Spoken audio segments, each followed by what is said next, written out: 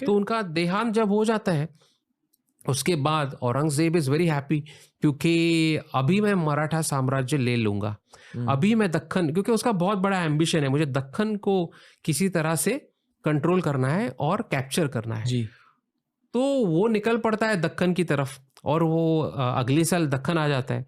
तो शिवाजी महाराज के जो लड़के हैं संभाजी महाराज, वो नए छत्रपति हो चुके हैं मराठों के, और उनके एक छोटे बेटे हैं राजा राम, वो यंगर बेटे हैं, वो भी है।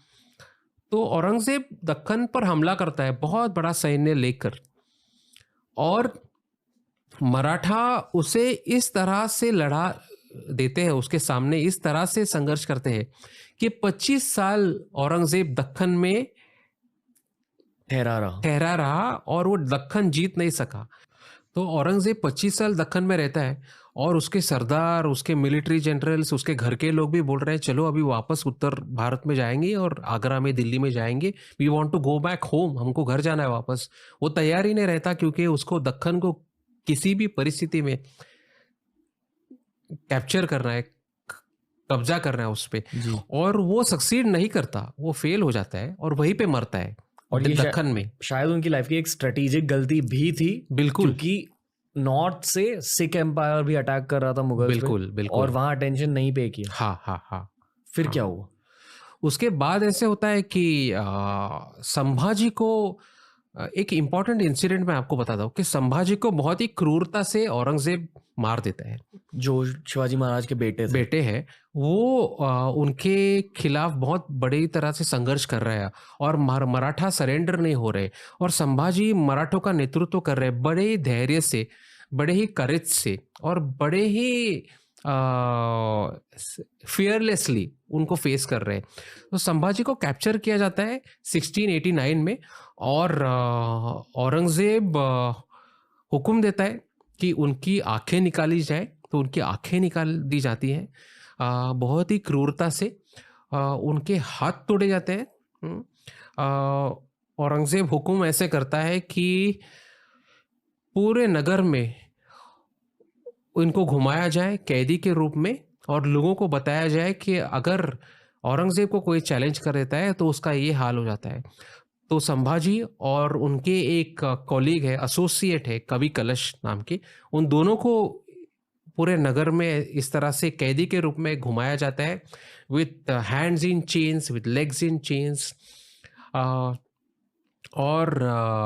15 दिन उनको टॉर्चर किया जाता है, आंखें निकालना, दूसरी तरह का टॉर्चर, इस्लाम का स्वीकार करो, इस तरह का इस तरह की धमकी।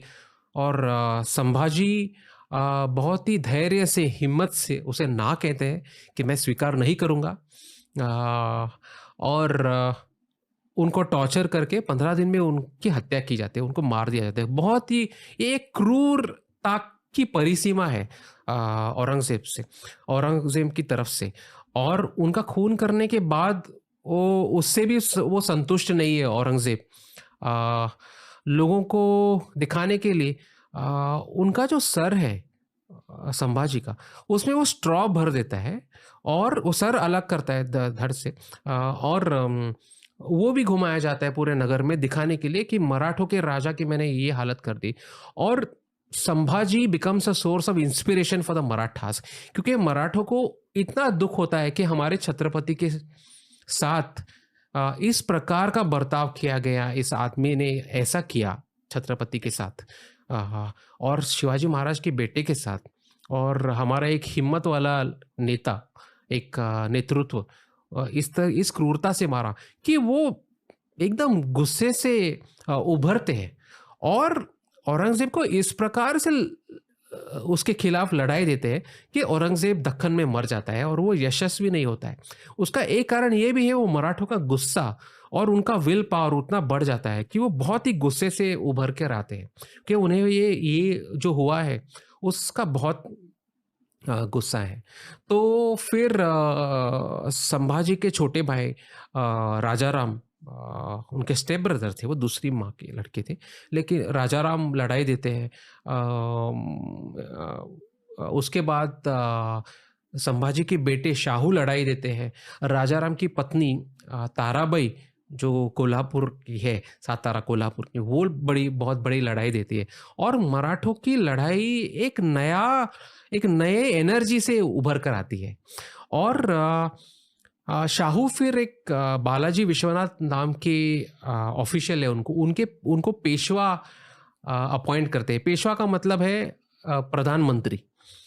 और धीरे-धीरे वो पेशवा अधिकाधिक सामर्थ्यवान हो जाता है and he becomes the de facto ruler of the Marathas. तो जो